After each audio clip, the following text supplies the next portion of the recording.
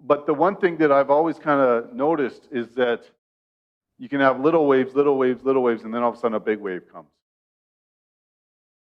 I believe spiritually that's where we're at, where the big wave is coming. And that those who are wanting to get on board with God and wanting to be a part of that are going to be a part of it. I believe we're going to see healings take place like, quite honestly, we used to see take place.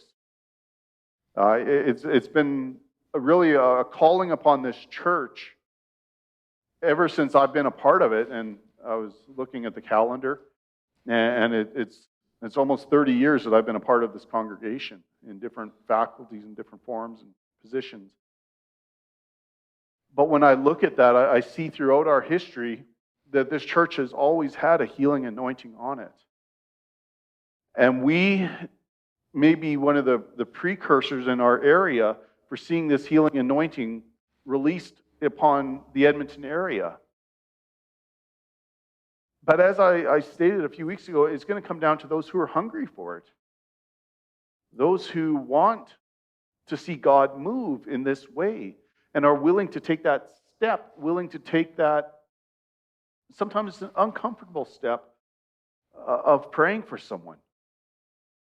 And we can get into this, and I know part of the series that we're going to deal with in the future is specifically going to be on healing and that, but I just want to help you prepare for what's happening this week.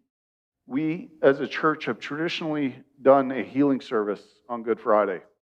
And I can tell you a lot of the testimonies that I share of healings happening within the church have taken place on Good Friday. I don't know how this ever started, but this is something Pastor Stan started, I'm sure, years and years ago.